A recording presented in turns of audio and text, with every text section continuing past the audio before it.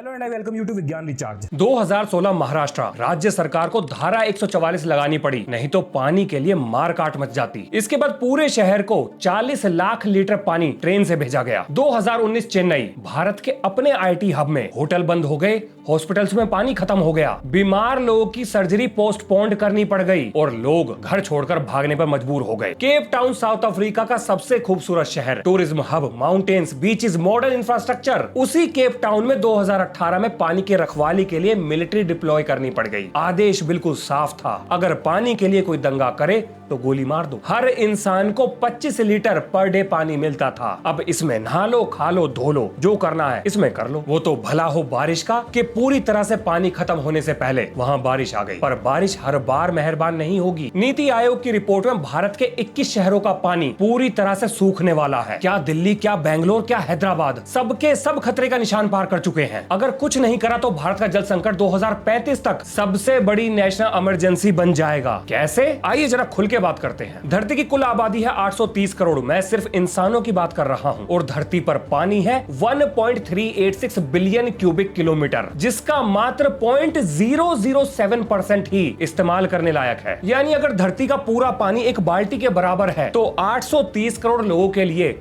मात्र एक बूंद ही पानी अवेलेबल है। और अगर आपको ऐसा लगता है कि ये सब बकवास है, फालतू का डाटा है, साफ पानी तो क्लाउड सीडिंग या समुद्र से डीसैलिनेशन करके भी लिया जा सकता है, क्योंकि आज हमारे पास ये सब करने की टेक्नोलॉजी है। तो भाई साहब, ये वीडियो आज आपके इस भ्रम को तोड़ देगी। मतलब आपको क्या लगता है दुनिया के दिमाग में कीड़े हैं जो पानी के लिए युद्ध लड़ रहे हैं? इस वीडियो में ऐसे ऐसे खुलासे होने जा रहे हैं जो आपने पहले कभी नहीं सुने होंगे। आपको ऐसा लगता होगा वाटर साइकिल तो है ना, बारिश तो होती है ना, अगर पानी रिसाइकल होता है तो खत्म कैसे होगा? भाई साहब, बिल्कुल सही सवाल है। अब जरा जवाब सुनो। मान लो आपके अकाउंट में 10 लाख रुपए हैं और आप हर महीने 50,000 रुपए और कमा लेते हो, लेकिन आपका खर्चा हो चुका है 2 लाख रुपए प्रति महीना। तो एक दिन ये सारा पैसा खत्म हो जाएगा। और यही सब पानी के साथ भी हो रहा है। जमीन के नीचे पानी बूंद बूंद करके हजारों सालों में इकट्ठा हुआ था। हमें फ्री में मिल गया तो हमने जरूरत से ज्यादा निकालना शुरू कर दिया। आज हम पानी खींच ज्यादा रहे हैं, पर प्रकृति उसे उतनी तेजी से भर नहीं पा रही। क्लाइमेट चेंज, रेनफॉल अनप्रेडिक्टेबल हो चुका है। कहीं पर बाढ़ आती है तो कहीं पर सूखा। भारत अकेला दुनिया का 25% ग्राउंड वाटर निकालता है। नासा के सैटेलाइट दिखाते हैं नॉर्थ भारत का वाटर टेबल हर साल गिर रहा है। 2025 में जल शक्ति मंत्रालय ने एक रिपोर्ट बनाई थी, मैं आपको पढ़ने के लिए दे दूंगा। इस रिपोर्ट में साफ साफ लिखा है कि भारत के बहुत सारे राज्य आने वाले कुछ ही सालों में भयानक पानी की किल्लत का सामना करेंगे। 1950 में धरती पर 250 करोड़ लोग थे, आज 830 करोड़ हैं और 2035 तक ये 900 करोड़ हो जाएंगे। लेकिन पानी उतना ही रहेगा। तो सवाल ये है कि 830 करोड़ लोगों को कितना पानी चाहिए? तो भैया, एक इंसान को जिंदा रहने के लिए 2 से 3 लीटर पानी प्रतिदिन चाहिए। अगर WHO की माने तो एक आदमी को प्रतिदिन 50 लीटर पानी की आवश्यकता होती है। लेकिन भारत तो वैसे ही प्रति व्यक्ति 40 लीटर पानी का इस्तेमाल करता है। हम तो मिनिमम जरूरत से भी 10 लीटर कम इस्तेमाल कर रहे हैं, लेकिन फिर भी हमारा पानी खत्म हो रहा है, क्योंकि असली पानी वहां जाता है जहां हमें दिखाई नहीं देता। देखो, 1 किलो चावल को उगाने में लगभग 2,500 लीटर पानी लगता है। ये मेरा डाटा नहीं है, आप इसे गूगल कर सकते हैं। और ये तो कुछ भी नहीं, एक चिकन के लिए 4300 लीटर, एक कप कॉफी के लिए 140 लीटर, धागे से आपकी टी शर्ट तक लगभग 2700 लीटर और जीन्स बनाने में 10,000 लीटर पानी का इस्तेमाल होता है। जो स्मार्टफोन आप इस्तेमाल करते हो उसके मिनरल की माइनिंग से लेकर फिनिश प्रोडक्ट बनाने तक 12,000 लीटर पानी का इस्तेमाल हो जाता है। मतलब इन सभी चीजों को बिल्कुल शुरुआत से लेकर अंत तक बनाने में जबरदस्त पानी का खर्चा होता है। अब ये पानी आएगा कहां से? जमीन से।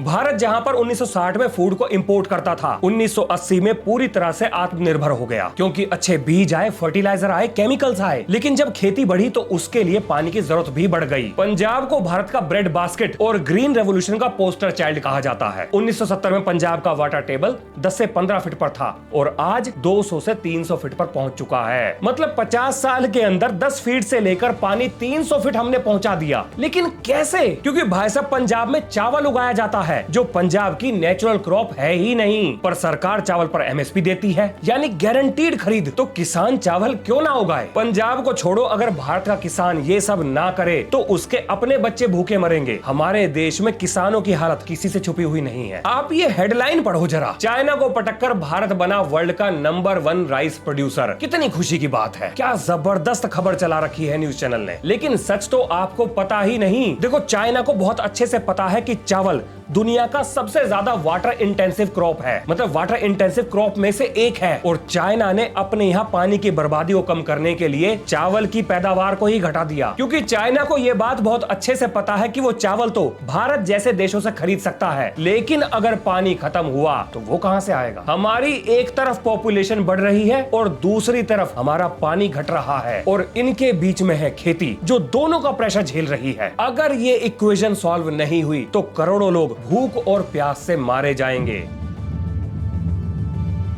भाई साहब, भारत में दुनिया की 18% पॉपुलेशन रहती है, लेकिन हमारे पास सिर्फ दुनिया का 4% ही पानी है। ये मैथ्स कभी बैलेंस नहीं होगा। अब भारत ने इसका क्या जुगाड़ निकाला? जमीन खोदो और पानी निकाल लो। और भारत ने इतना पानी निकाल लिया कि आज दुनिया का नंबर 1 फ्रेश वाटर कंज्यूमर है। हमने किसानों को फ्री बिजली दी। भाई साहब, पंप चलाओ, 24 घंटे चलाओ, आपका कोई बिल नहीं आएगा। जब किसान का बोरवेल सूखेगा तो वो क्या करेगा? और गहरा खोद देगा, और एक दिन वो भी सूख जाएगा। मतलब आपको क्या लगता है भारत सरकार को क्या पड़ी है हर घर नल से जल योजना चलाने की? भाई साहब, मेरे यहाँ पर भी अंडरग्राउंड पाइपलाइन डाल दी गई है। आखिर सरकार ये सब कर क्यों रही है? हमने तो सरकार से ये सब नहीं मांगा। मतलब सरकारों काहे की चिंता? हमारे घर जमीन के नीचे से पानी आ तो रहा है, क्योंकि भाई साहब सरकार को पता है कि भविष्य में क्या होने जा रहा है।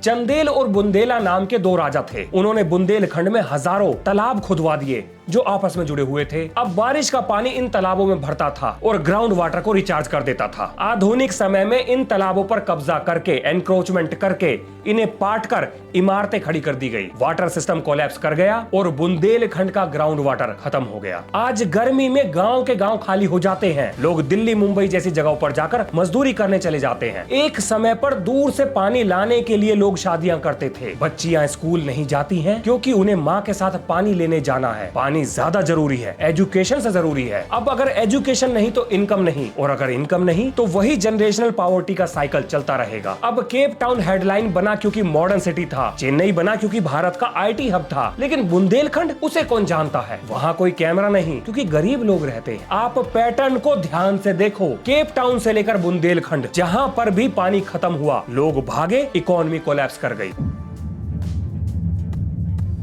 लेकिन भारत के पास नदियां हैं, बहुत सारी हैं, सबके पास पानी है। लेकिन भाई साहब, नदी में पानी होना और उस पानी का इस्तेमाल करने लायक होना, ये 2 अलग अलग चीजें हैं। और भारत ने अपनी नदियों के साथ जो किया है उसे वाटर मैनेजमेंट नहीं, उसे कहते हैं मर्डर। भारत की नदियां बहती हुई लाशों की तरह हैं। यमुना यमुनोत्री से निकलती है, फिर दिल्ली आते आते 22 किलोमीटर के अंदर पूरी तरह से मर जाती है, क्योंकि यमुना के अंदर 641 मिलियन लीटर अनट्रीटेड सीवेज रोज डाल दिया जाता है। कानपुर में जो चमड़े के कारखाने हैं उनसे निकलने वाला क्रोमियम आर्सेनिक लेड सीधा गंगा में डाल दिया जाता है, जिसका नतीजा है गंगा बेल्ट में कैंसर केसेस एस्ट्रोनॉमिकल रेट से बढ़ रहे हैं। बीजेपी सरकार में नमामि गंगे प्रोजेक्ट के ऊपर 20,000 करोड़ रुपए खर्च कर दिए गए, पर क्या गंगा साफ हुई? भाई साहब, कैग की रिपोर्ट कहती है बहुत सारे सीवेज ट्रीटमेंट प्लांट बने ही नहीं, जो बने वो ठीक से चलते नहीं, जो चल रहे हैं वो पूरी कैपेसिटी पे काम नहीं कर रहे हैं। सीपीसीबी का डाटा बताता है कि भारत के 2 करोड़ से ज्यादा लोग arsenic contaminated ground water P रहे हैं। हमारा ग्राउंड वाटर गिर रहा है, नदियां जहरीली हैं, मॉनसून अनप्रेडिक्टेबल है, और हमारे पास 140 करोड़ की आबादी का देश है। अब बड़ा सवाल, ये सब आखिर हो क्यों रहा है? क्योंकि भारत के पास रिसोर्सेज हैं, टेक्नोलॉजी है, पैसा है, तो पानी क्यों नहीं है? भाई साहब, प्रॉब्लम पानी की नहीं, सिस्टम की है, पॉलिसी की है, फेलियर की है, करप्शन की है, पॉलिटिक्स की है। नीति आयोग खुद कहता है कि भारत का वाटर क्राइसिस एक मिसमैनेजमेंट क्राइसिस है। 1970 में किसानों को फ्री बिजली दी ताकि पानी निकाले, फिर पानी पर कोई लिमिट नहीं रखी, कोई मीटर नहीं, पर क्या कोई नेता इस फ्री की बिजली को रोक सकता है? कभी नहीं, क्योंकि इलेक्शन तो 5 साल में आते हैं, पर प्रकृति के द्वारा बनाया गया पानी का बिल 10 से 15 साल बाद आएगा। तो उस समय जो पावर में होगा वो झेलेगा। अभी से हम काहे टेंशन लें। भाई साहब, ये तो नीति है हमारे नेताओं की। एक कमाल की चीज पर गौर करो। आपको क्या लगता है कि भारत के प्रधानमंत्री यानी कि नरेंद्र मोदी अचानक से मोटे अनाज को हेल्दी बोलकर खुद ही प्रमोट करने काहे लग गए? मतलब देश के प्रधानमंत्री को आज से पहले खाने पीने की चीजों को प्रमोट करते हुए तो हमने ना तो देखा ना सुना। आओ बताता हूँ कि इसके पीछे क्या कहानी है। देखो, चावल पर देना पड़ता है एमएसपी। 1 किलो चावल उगाने में 2500 लीटर पानी खर्च होता है। अब एमएसपी तो सरकार को मोटे अनाज पर भी देना पड़ेगा, लेकिन मोटा अनाज चावल के मुकाबले 5 गुना कम पानी लेता है और ये हेल्दी भी है। लेकिन सरकार फ्री की बिजली तो बंद नहीं कर सकती, किसानों को पानी निकालने से भी नहीं रोक सकती, एमएसपी को भी नहीं खत्म कर सकती। तो मजबूरी में क्या करें? तो भैया खाने की नई तरह की चीजों को ही प्रमोट किया जा सकता है ताकि किसान खुद ही वाटर इंटेंसिव क्रॉप को उगाना कम कर दे, तभी पानी बचेगा। आप जरा करप्शन का उदाहरण देखो। 2012 में महाराष्ट्र के आर्थिक सर्वेक्षण में एक चौंकाने वाला खुलासा हुआ। मतलब पिछले एक दशक में राज्य ने सिंचाई पर 70,000 करोड़ रुपए खर्च कर दिए, लेकिन इतनी बड़ी रकम खर्च करने के बाद भी राज्य की सिंचाई क्षमता सिर्फ 0.1% ही बढ़ी। इसका मतलब था कि हजारों करोड़ रुपए खर्च तो हो गए, लेकिन किसानों के खेतों तक पानी नहीं पहुंचा। जिस चीज को बनाने में 6,000 करोड़ रुपए खर्च करने थे, उसकी कीमत को 26,000 करोड़ पहुंचा दिया गया। कुछ नहरों का काम तो पूरा ही नहीं हुआ और जिनका पूरा हुआ वो पूरा होते ही टूटने लगी। अजीत पवार उस समय जल संसाधन मंत्री थे और विदर्भ सिंचाई विकास निगम के अध्यक्ष भी थे। उन पर मनमाने ढंग से प्रोजेक्ट को मंजूरी देने के आरोप लगे, यानी कि लागत बढ़ाने के आरोप लगे। अधिकारी से लेकर ठेकेदार सब मिलकर लोगों के टैक्स के पैसे को खा गए। जांच हुई, माधव चिटले की एसआईटी बनी, कमियां तो उजागर हो गई, लेकिन सारे नेता बचकर निकल गए, सबको क्लीन चिट मिल गई। जब 2019 में राजनीतिक समीकरण बदले, यानी कि अजीत पवार थोड़े समय के लिए बीजेपी के साथ सरकार बनाते हैं, तब जाकर कुछ मामलों में उन्हें क्लीन चिट मिलने के आरोप लगने लगे, जिस पर काफी बवाल हुआ था। और इसीलिए तो बीजेपी को विपक्षी दल करप्शन की वॉशिंग मशीन कहते हैं। मतलब उनके हिसाब से बीजेपी में जो गया उसका करप्शन धुल गया।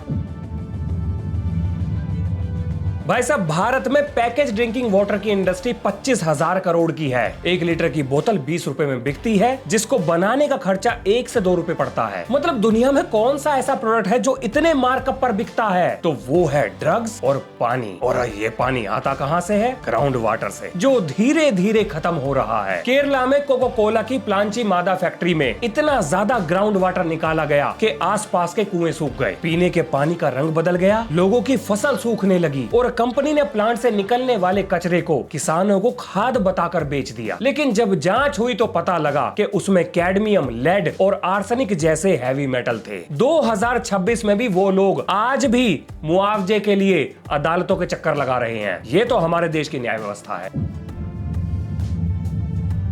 पानी के लिए झगड़े देश के बाहर ही नहीं बल्कि अंदर भी चल रहे हैं। कर्नाटक और तमिलनाडु 1892 से कावेरी नदी के पानी के लिए लड़ रहे हैं। 130 साल हो गए, सुप्रीम कोर्ट के ऑर्डर आ गए, पर बसें जला दी गई, मिलिट्री डिप्लॉय करनी पड़ गई। एक देश की 2 स्टेट के लोग देश को आग लगाने पर उतावले हैं। किसके लिए? पानी के लिए। आप पंजाब और हरियाणा को देखो। जब 1966 में हरियाणा पंजाब से अलग होकर एक राज्य बनता है, तो हरियाणा ने संसाधनों के बंटवारे की मांग उठाई, यानी उसे रावी और व्यास नदी का पानी मिलना चाहिए। अब हरियाणा को उसके हिस्से का पानी देने के लिए SYL नाम की एक नहर खोदी जानी थी, जिसका 122 किलोमीटर का हिस्सा पंजाब में और 92 किलोमीटर का हिस्सा हरियाणा में खोदना था। हरियाणा ने तो अपने हिस्से की 92 किलोमीटर लंबी नहर खोद दी, लेकिन पंजाब ने एक बूंद भी पानी देने से साफ मना कर दिया। पंजाब का कहना था उसके पास बांटने के लिए पानी है ही नहीं, और क्योंकि रावी और व्यास का पानी पंजाब से होकर गुजरता है तो उस पर हक भी पंजाब का ही है। और क्योंकि पंजाब का लगातार जल स्तर घट रहा था तो पंजाब पानी दे भी नहीं सकता था। 1982 में तत्कालीन प्रधानमंत्री इंदिरा गांधी ने पटियाला के कपूरी गांव में नहर की खुदाई का उद्घाटन करवा दिया। फिर नहर बना रहे इंजीनियर्स और मजदूरों के ऊपर लोकल लोगों ने हमला कर दिया और 1990 आते आते इस नहर का काम पूरी तरह से रोक दिया गया। सुप्रीम कोर्ट ने पंजाब को कई बार पानी देने का आदेश दिया, लेकिन पंजाब सरकार ने सन 2004 में एक कानून पास करके पुराने सभी जल समझौतों को रद्द कर दिया, जिसे बाद में सुप्रीम कोर्ट ने असंवैधानिक घोषित कर दिया। और 2026 में स्थिति ज्यों की त्यों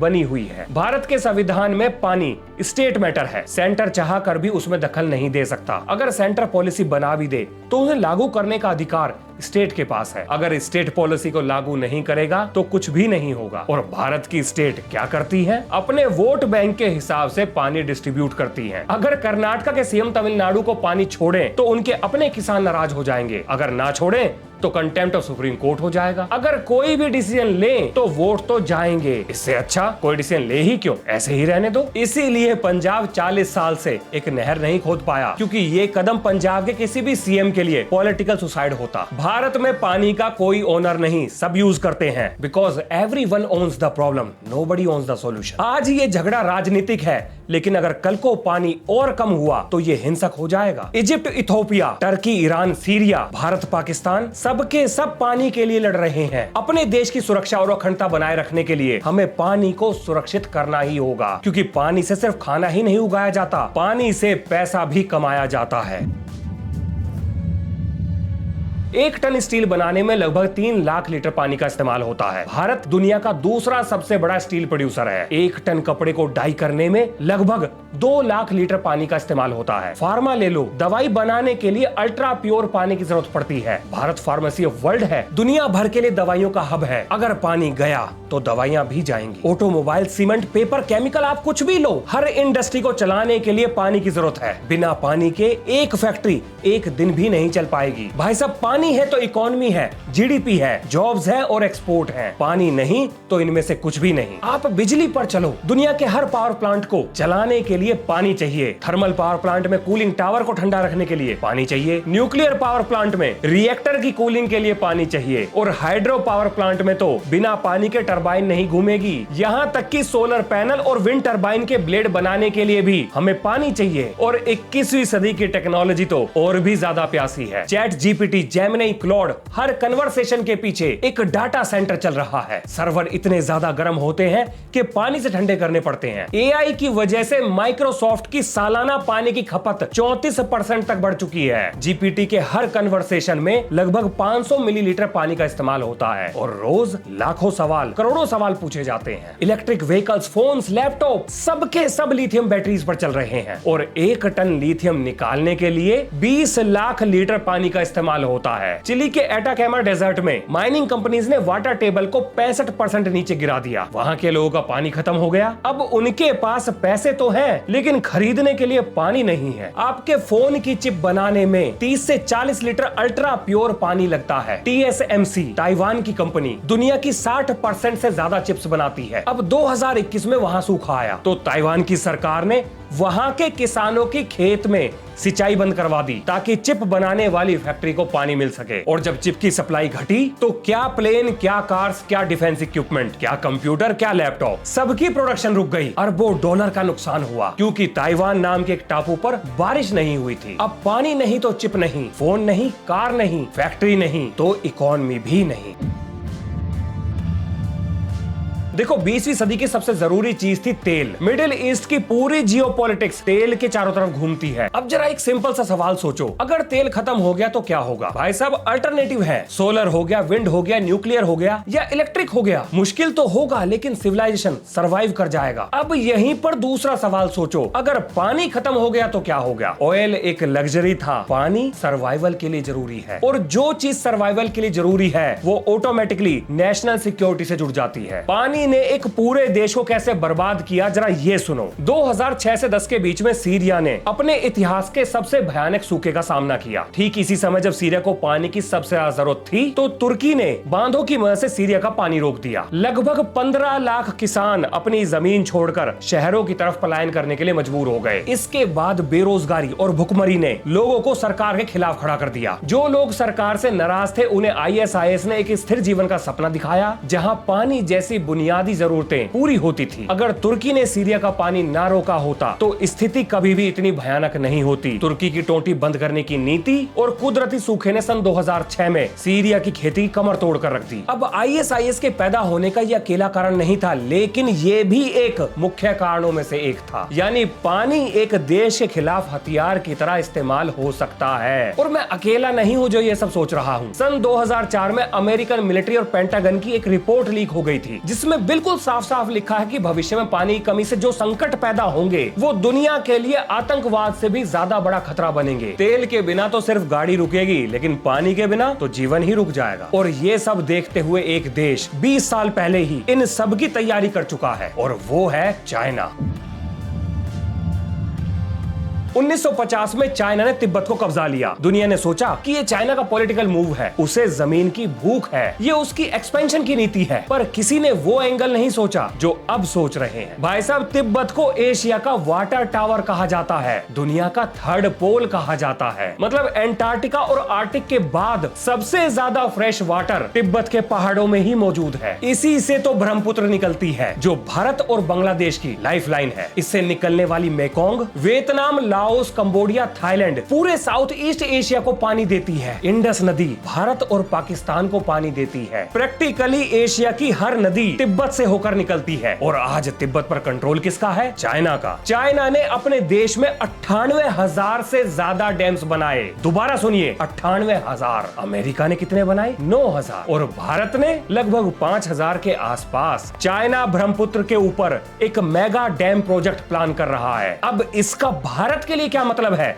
जरा ये समझो। अगर चाइना कामयाब होता है, जो कि वो हो ही जाएगा, तो वो भारत की तरफ बहने वाली नदियों को सुखा देगा। मतलब खेत सूखेंगे, लोग भूखे और प्यासे मरेंगे। और अगर उसने पानी छोड़ दिया तो सब बाढ़ में बह जाएगा। एक भी गोली नहीं चलानी पड़ी, लेकिन जबरदस्त नुकसान कर दिया। और सबसे ज्यादा डरा देने वाली बात है कि चाइना की किसी भी पड़ोसी देश के साथ कोई वाटर ट्रीटी नहीं है, कोई वाटर शेयरिंग ट्रीटी नहीं। लेकिन अच्छी खबर यह है कि भारत इस खतरे को समझता है, और इसको देखते हुए हमने सियांग मल्टीपर्पस प्रोजेक्ट को ताबड़तोड़ रफ्तार में आगे बढ़ाना शुरू कर दिया है। अगर चाइना ने पानी छोड़ा तो ये उसे रोक लेगा, अगर चाइना ने पानी रोक लिया तो ये सूखा नहीं पड़ने देगा। भाई साहब, तलवारें निकल चुकी हैं, युद्ध तो कब का शुरू हो चुका है, बस हमें नहीं पता है।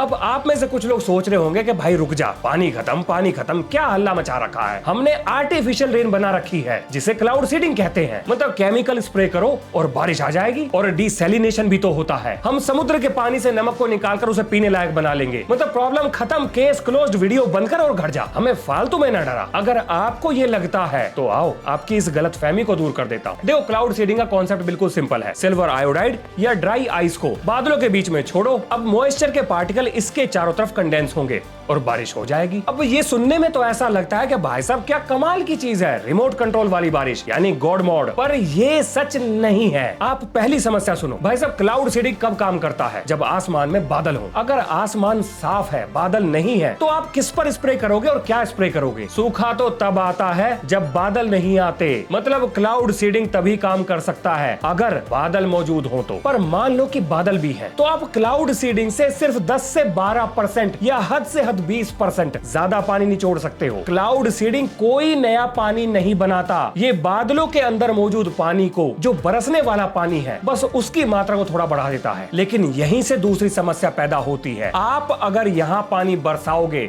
तो भाई साहब किसका पानी चुराओगे? अगर क्लाउड सीडिंग ने एक जगह बारिश करवा दी तो वो मॉइस्चर जो कहीं दूसरी जगह पर बारिश करवाता वो तो आपने इस्तेमाल कर लिया। मतलब आपके शहर में हुई आर्टिफिशियल रेन ने किसी दूसरी जगह का पानी चुरा लिया और वो दूसरी जगह सूखी रह गई। चाइना ने 2008 में बीजिंग ओलंपिक से ठीक पहले क्लाउड सीडिंग कराई ताकि ओपनिंग सेरेमनी में बारिश ना हो, जिसका नतीजा निकला कि आसपास जो बारिश होनी थी वो पानी भी बीजिंग में ही इस्तेमाल हो गया। मतलब आसपास के हिस्से का पानी चला गया। ये एक जीरो सम गेम है, कोई नया पानी पैदा नहीं होगा। जो बादलों में मौजूद है उसी का इस्तेमाल या रीडिस्ट्रीब्यूशन करना पड़ेगा। अगर एक जगह पर हम पानी निकालेंगे तो वो पानी दूसरी जगह से कम होगा। अब तीसरी समस्या है भारत का विशाल क्षेत्रफल। भाई साहब 3.2 मिलियन स्क्वायर किलोमीटर और 28 स्टेट। इतने बड़े देश में क्लाउड सीडिंग करना प्रैक्टिकली, लॉजिस्टिकली और फाइनेंशियली इम्पॉसिबल है। और अगर हमने कर भी ली तो ये भारत की जरूरत के सामने बिल्कुल ऐसे होगा जैसे घर में लगने वाली आग को स्प्रे की मदद से आप बुझा रहे हो। और चौथी समस्या है सिल्वर आयोडाइड। लॉन्ग टर्म में इसके वातावरण पर क्या साइड इफेक्ट होंगे, इसके बारे में हमें पूरी जानकारी नहीं है। क्या पता एक समस्या को सुधारने के चक्कर में हम दूसरी खड़ी कर दें। अब डिसैलिनेशन की सुनो। समुद्र में अनलिमिटेड पानी है, बस नमक निकालो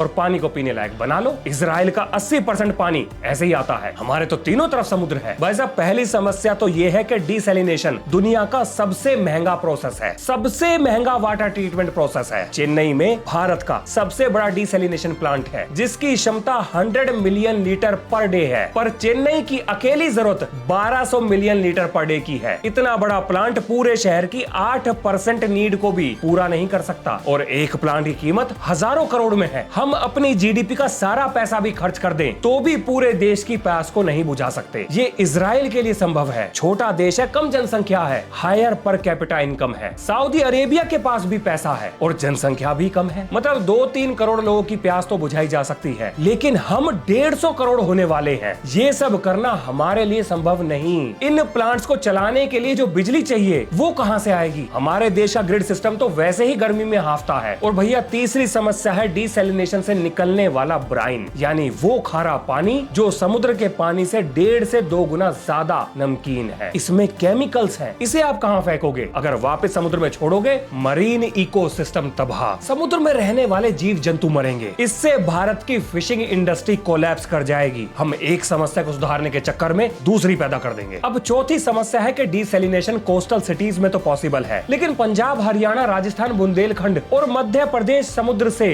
1000 से 1500 किलोमीटर दूर है। इतनी दूर डिसैलिनेटेड वाटर भेजना प्रैक्टिकली इम्पॉसिबल है। यानी टेक्नोलॉजी तो है, काम भी करती है, लेकिन सबके लिए नहीं।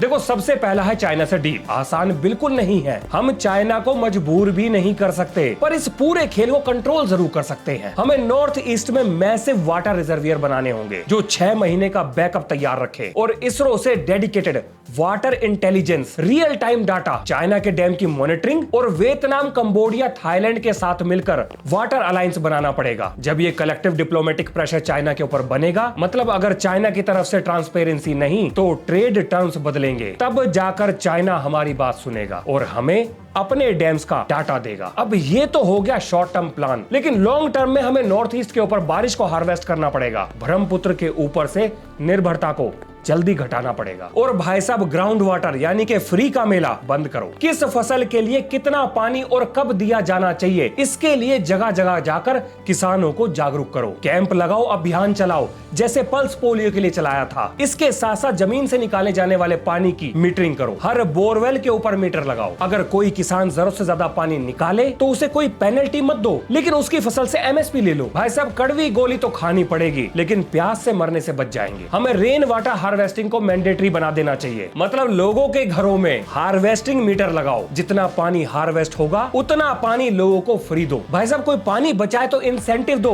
वेस्ट करे तो पेनल्टी दो, और इस पाइपलाइन के सिस्टम को फिक्स करो। एआई मॉनिटरिंग करो, माफिया को रोको, और इसके लिए जरूरी है करप्शन पर क्रैकडाउन करो। पानी से जुड़ा हुआ कोई भी करप्शन हो, हर मुद्दे को 30 दिन के अंदर अदालत में निपटा दो। ऐसा कानून बनाओ कि ये मुद्दे लंबे ना खींचे, और जो भी दोषी मिले उसे आजीवन जेल के अंदर सड़ा दो। जब सरकारी लोग डरेंगे तो लोगों के जीवन से नहीं खेलेंगे। अपनी नदियों को सुरक्षित करो, सीवेज ट्रीटमेंट प्लांट को चलाओ, रियल टाइम डाटा पब्लिक करो, और फैक्ट्रीज सिर्फ ट्रीटेड पानी को ही नदी में छोड़ सके उसके लिए एक सख्त कानून लाओ और उसे इंप्लीमेंट कराओ। और ये जो पैकेज ड्रिंकिंग वाटर की कंपनीज हैं जो जमीन से पानी निकाल कर 20-20 रुपए में बेच रही हैं, इनके ऊपर ग्राउंड वाटर सेस लगाओ। जितना पानी ये जमीन से निकाले उतने पानी को रिचार्ज करने की जिम्मेदारी इनके ऊपर डाल दो, ताकि ये गांव-गांव में जाकर तालाब खोदे और जब बारिश का पानी आए तो वो जमीन में चला जाए। सरकार को पब्लिक वाटर की क्वालिटी को इतना सुधार देना चाहिए कि लोगों को बोटल्ड वाटर की जरूरत ही ना पड़े। और ये सब कुछ संभव है। अपने देश के हीरो से सीखो, राजेंद्र सिंह से सीखो। ये 1985 में राजस्थान गए,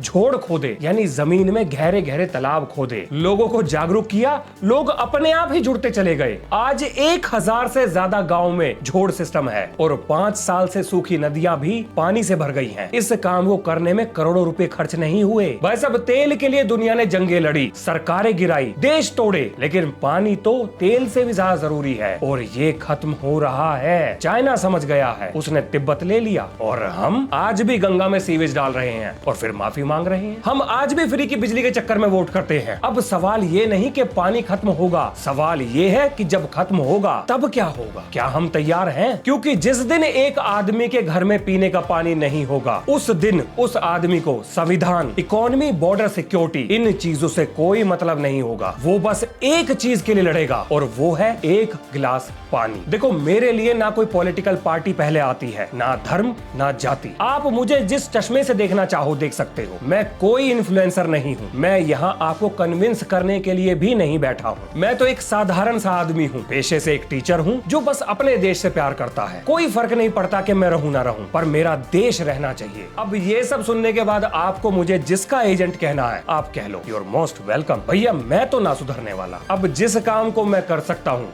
मैं तो करूंगा, और उम्मीद करूंगा कि देश को चलाने वाले लोगों तक मेरी आवाज पहुंचे और कोई कुछ करे। तो इसी नोट के संग ये है इस वीडियो का अंत। मिलते हैं नेक्स्ट वीडियो में। जय हिंद, जय भारत।